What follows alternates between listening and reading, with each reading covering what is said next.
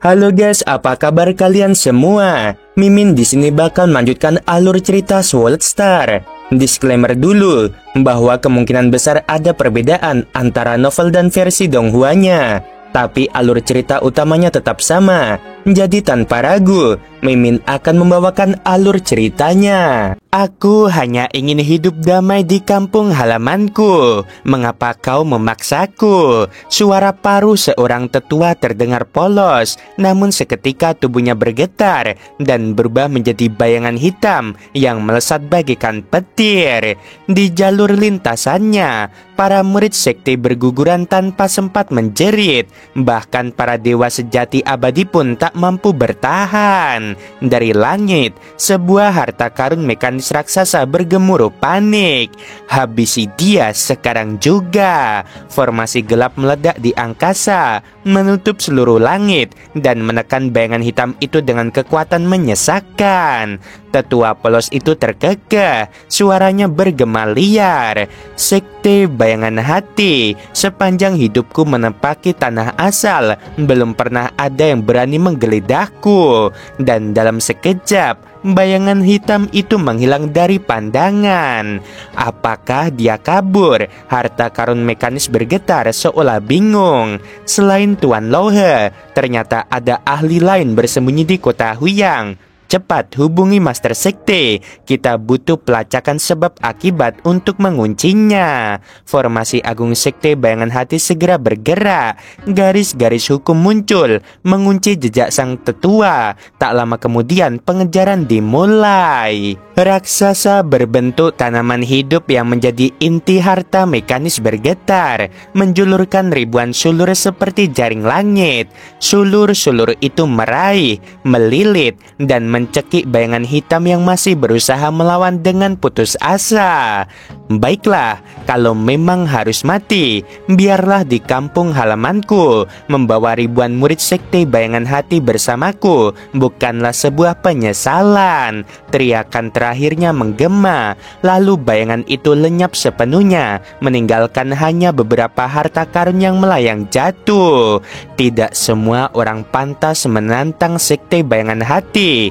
Tanaman raksasa itu bergemuruh, penuh niat membunuh. Dengan kekuatan harta mekanis super besar, ia kini sebanding dengan salah satu dari 18 penatua. Di markas Menara Seribu Gunung, 7 penguasanya berdiri tegang. Wajah mereka murka. Di hadapan mereka melayang 2 harta mekanis super besar, dikelilingi oleh ratusan murid sekte bayangan hati. Apakah semua harta kami harus kalian ambil? Salah satu master menggeram. Kami ini perampok, bukan dirampok. Pria berbaju hijau yang memimpin tersenyum dingin. Serahkan semuanya, dan tubuh kalian pun akan kami geledah. 7 master itu murka. Bahkan 5 keluarga besar tak pernah memperlakukan kami sehina ini. Di masa depan, jawab si hijau dengan tenang, kota Huyang akan diperintah oleh sekte bayangan hati. Tak ada lagi tempat bagi kekuatan gelap. Para master saling berpandangan. Salah satunya akhirnya menghela napas.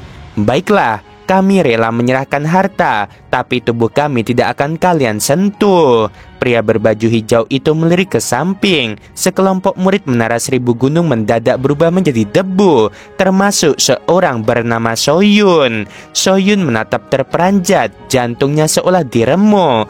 Belum sempat menyelesaikan kata-katanya, tubuhnya hancur binasa, lenyap tanpa bekas. 7 master terpaku, mata mereka terbelalak penuh amarah. Tatapan pria hijau menyapu dingin. Itu hanya peringatan. Satu kata lagi, kalian bertujuh ikut mati. Akhirnya, ketujuhnya hanya bisa menunduk pasrah, membiarkan tubuh mereka digeledah, harta mereka disapu bersih tanpa sisa. Kekacauan merajalela di seluruh kota Huyang, dari rumah-rumah bangsawan hingga kuil, hingga markas kecil para dewa sejati. Semuanya dijarah. Yang berani melawan langsung dibantai, yang lemah hanya bisa tunduk menunduk, menahan amarah dan rasa malu. Di puncak rumah guanya, Lo Feng duduk tenang namun matanya tajam. Ia melihat kapal-kapal raksasa sekte bayangan hati melayang di udara. Formasi demi formasi menyelimuti kota. Tuan Lohe, suara panik terdengar lewat komunikasi. Itu Master Menara Bunga Impian. Mereka sudah mengepung menaraku. Mereka bilang akan menjarah habis, bahkan menggeledah tubuhku. Lo Feng terperanjat. Penggeledahan tubuh itu berarti mereka mencari hati dewa sejati. Bantu aku, Tuan Lohe. Kalaupun tak bisa dihindari, kumohon beri aku waktu.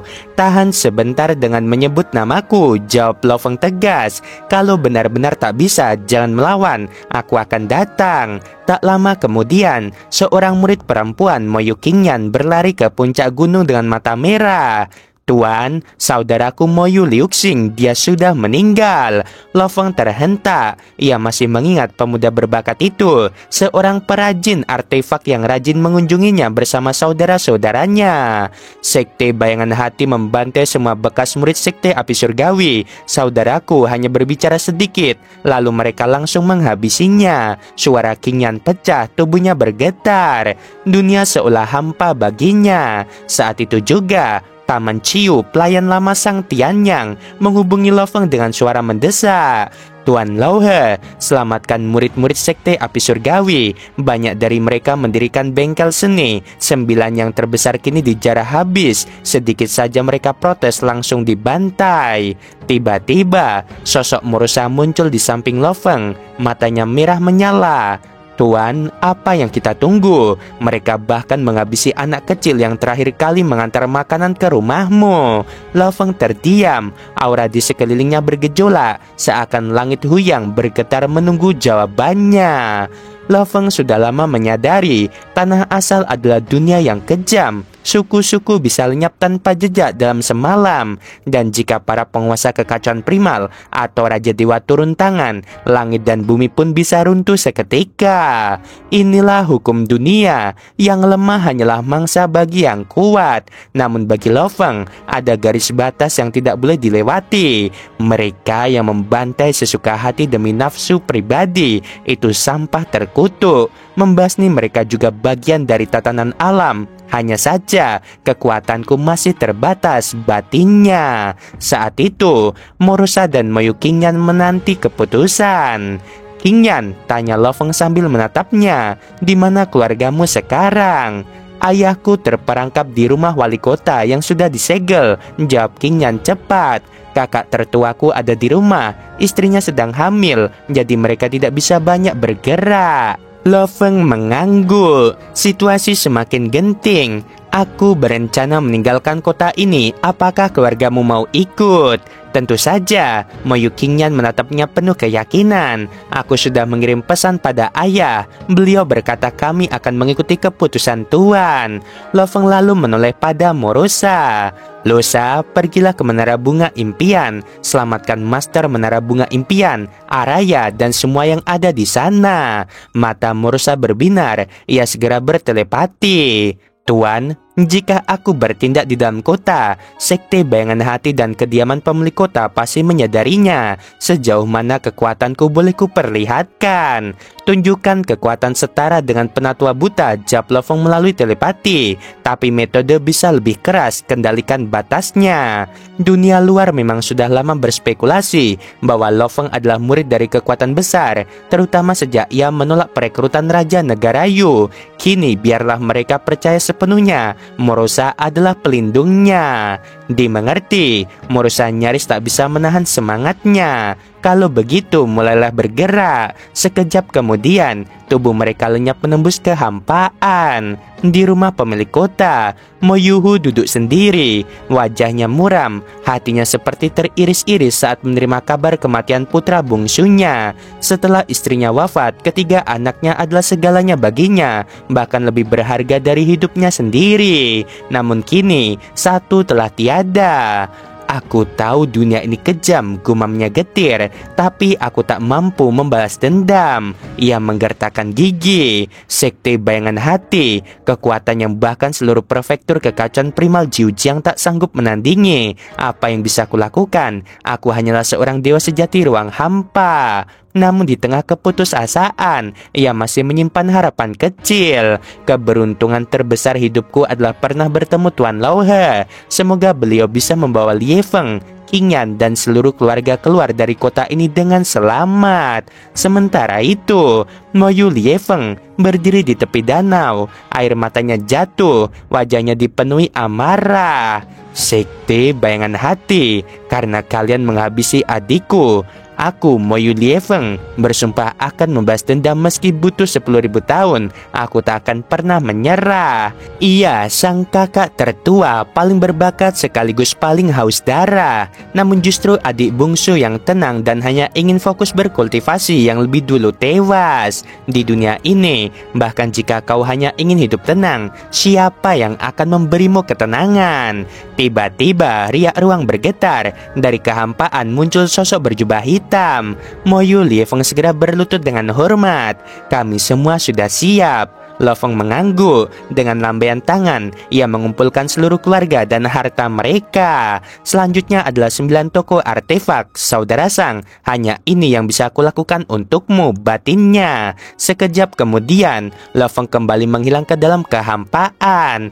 Di toko artefak Moyu, keadaan menjadi kacau. Murid-murid sekte bayangan hati merampas harta, memeriksa para pemurni artefak, bahkan pelanggan pun tak luput. Semua dipaksa menyerahkan milik mereka. Seorang pemurni artefak berbisik lirih. Hari ini mereka datang tiba-tiba. Satu kali jentikan jari banyak orang mati. Moyu Liuxing hanya sempat berkata, kami rela menyerahkan harta. Bisakah jangan geledah tubuh kami sebelum ia pun dibinasakan? Tiba-tiba sosok berwibawa muncul di hadapan mereka. Tuan Lauhe, seru para pemurni artefak yang mengenalnya. Namun seorang pria berjubah ungu melangkah masuk bersama 2 pengikutnya. Tatapannya dingin. Aku Chan Wuci, murid sekte bayangan hati, memberi salam pada Tuan Lauhe. Lofeng menatap lurus. Jadi, apakah kau yang membantai mereka dengan satu jentikan tangan? Chan Wuci menegakkan tubuhnya. Benar, itu hanyalah bentuk intimidasi. Sekte bayangan hati penuh belas kasih. Kami hanya mengumpulkan sumbangan perang dari para dewa sejati. Jika ada yang melawan, bukankah wajar kalau diberi peringatan? Suara seorang pemurni artefak gemetar. Kau menghabisi Moyu Liuxing tanpa ampun. Dia menentangku, jawab Chan Wuci datar. Itu sudah pantas untuk dia mati. Senyum tipis muncul di wajah Lofeng. Ia mengangkat tangannya, satu gerakan ringan. Cahaya pedang tak kasat mata melintas. Sekejap tubuh suci Chan Wuci terbelah, hancur binasa. Matanya masih membelalak tak percaya. Tuan Lauhe berani menghabisi murid abadi sekte bayangan hati di depan umum. Apa dia ingin menentang sekte kami? Namun jawaban itu tak pernah terucap. Chan Wuci telah lenyap.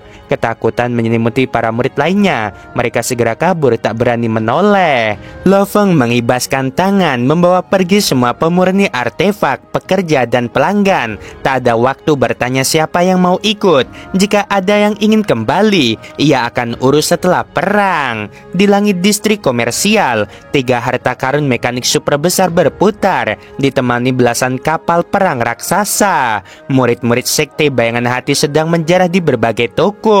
Namun kini semua terdiam kaku. Paman Chan Wuci telah meninggal. Itu Tuan Lauhe. Dia bertindak sendiri. Dari salah satu harta karun mekanik bersisik biru terdengar suara marah. Tuan Lauhe, beraninya kau membantai murid-murid sekte bayangan hati sesuka hati.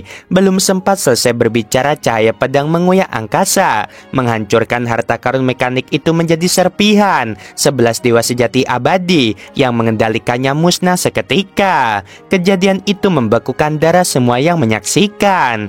Lofeng melangkah keluar toko, menatap dingin ke langit. Aku sedang mengurus urusanku sendiri, dan kau berani lancang sang bicara, itu artinya kau sendiri yang mencari mati. Suara Lo Feng bergema, merambat menembus ruang, menusuk telinga setiap murid sekte bayangan hati yang sedang melarikan diri.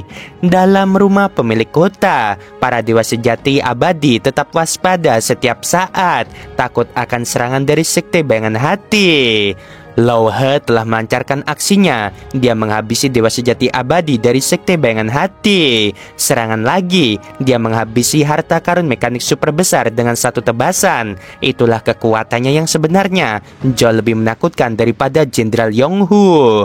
Seluruh kota Huyang bagikan benteng mekanik super besar, terpusat di sekitar kediaman penguasa kota yang selalu dapat memahami perkembangan di dalam kota, terutama ketika Lo Feng beraksi. Tak ada yang bisa menyembunyikannya. Kediaman penguasa kota dapat melihat semuanya dengan jelas. Para pemimpin 5 keluarga besar yang berinkarnasi dalam kekuatan ilahi berkumpul bersama untuk menyaksikan adegan yang baru saja direkam dari pertemuan tersebut. Tebasan Tuan Lao He merobek celah ruang yang begitu panjang. Kekuatannya sungguh mengerikan. Pantas saja dia bisa menghabisi Sui Yun, kata Molly Xiao takjub karena kekuatannya sendiri jauh lebih rendah daripada Sui Yun. Tebasan ini bahkan melampaui Sui Yun. Tuan Lao He di pinggiran kota mungkin bisa menghabisi Sui Yun hanya dengan beberapa tebasan, seru Tuan Kota Huyang dengan takjub. Itu sungguh luar biasa, seru pemimpin keluarga Wu dengan penuh semangat. Tuan Lao He kini telah berbalik melawan sekte bayangan hati. Ini sangat bagus bagi kami. Ini merupakan dukungan yang sangat besar. Lao He berbalik melawan sekte bayangan hati bukan berarti dia akan membantu kita, ujar pemimpin klan Mei Wu. Ingat, dia sebelumnya meminta bayaran 1 miliar pasir kosmik. Bagaimanapun, melawan sekte bayangan hati adalah hal yang baik bagi kita, ujar tetua berambut putih. Tuan Kota, cepat hubungi Lao He dan tanyakan apakah dia butuh bantuan, kata Molly Xiao sambil mengingatkan. Penguasa kota Huyang mengangguk dan segera menghubungi Lo Feng. Saudara Lao He, kau telah berbalik melawan sekte bayangan hati dan situasimu sangat berbahaya. Kamu sekarang bisa melarikan diri ke rumah penguasa kota di sini. Begitu kamu memasuki rumah, dengan bantuanmu, sekte bayangan hati tidak akan bisa menerobosnya. Tuan Kota Huyang menyampaikan pesannya. Kau juga bisa ikut melarikan diri dari kota. Ada pasukan elit yang dikirim oleh Marquis di luar yang akan datang membantu juga. Tidak perlu, sekte bayangan hati tidak bisa berbuat banyak padaku, jawab Lo Feng. Penguasa kota Huyang berpesan, aku tahu kekuatanmu luar biasa, tetapi sekte bayangan hati masih merupakan fondasi sekte tingkat Raja Dewa. Bahkan dalam kemunduran, sekte ini tidak boleh diremehkan. Jika aku butuh bantuan, aku akan bicara, ujar Lo Feng. Baiklah, beritahu saja. Para elit di luar kota akan segera bertindak dan menyelamatkan saudara Lao He tidak akan sulit, ujar penguasa Huyang. Setelah mengakhiri transmisi dengan Lo Feng, penguasa Huyang memandang ke arah keempat rekannya. Bagaimana situasinya? Keempat sahabat itu tidak menyadari komunikasi tersebut. Lo He bilang dia tidak butuh bantuan kita, keluh penguasa Huyang. Dia bahkan bilang sekte bayangan hati tidak bisa mengganggunya. Apakah dia bahkan tidak menganggap sekte bayangan hati sebagai ancaman? Pemimpin klan Mei Wu tak kuasa menahan diri untuk berkomentar. Pantas saja dia tidak pernah peduli pada kami 5 keluarga besar sebelumnya.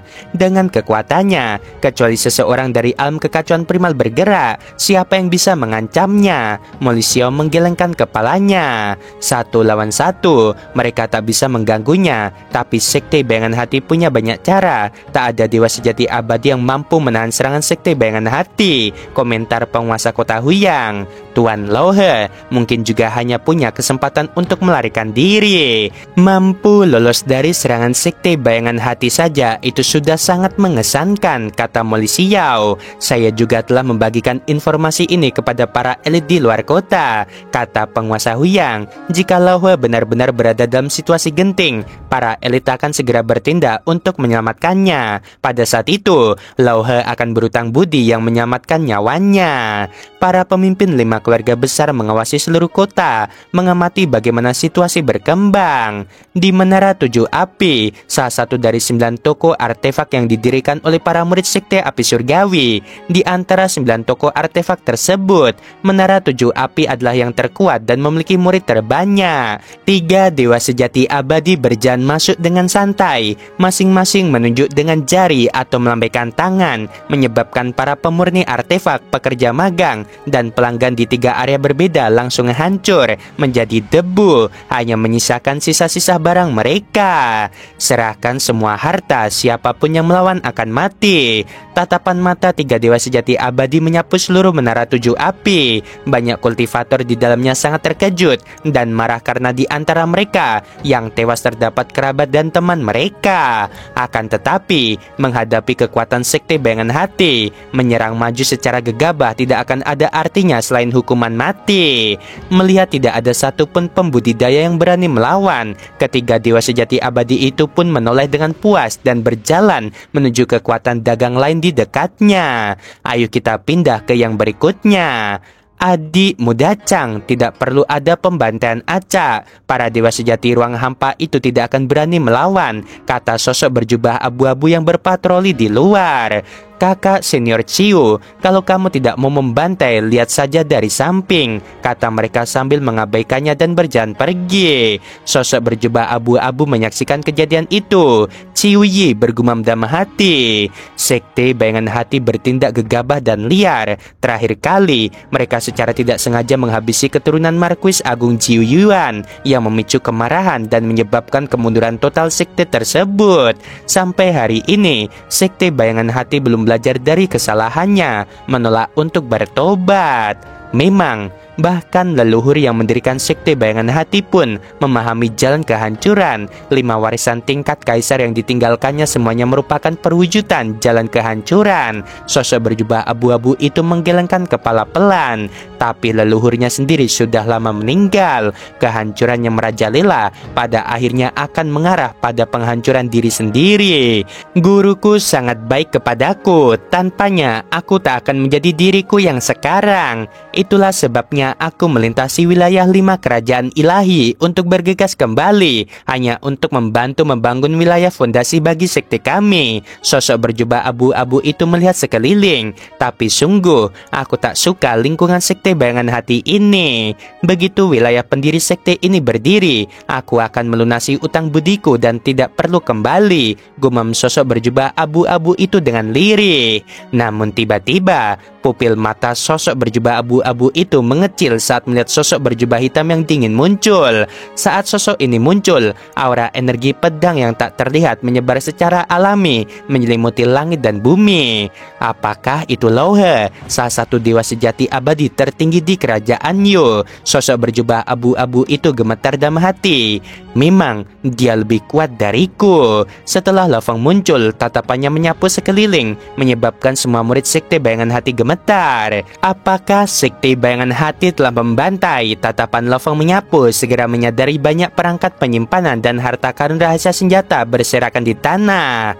Mereka memang melakukan pembantaian. Seorang pemurni artefak segera angkat bicara saat kekuatan ilahinya memanifestasikan adegan 3 dewa sejati abadi yang melakukan pembantaian. Begitu mereka bertiga tiba, mereka mulai membantai tanpa sepatah kata apapun. Lofeng menatap adegan pembantaian yang ditampilkan dan mengangguk. Aku mengerti. Alam kehidupan dan kematiannya telah meliputi area yang luas, meliputi 3 dewa sejati abadi dalam jangkauannya. 3 dewa sejati abadi terikat, masih lengah dan dipindahkan secara paksa ke bagian dalam Menara 7 Api.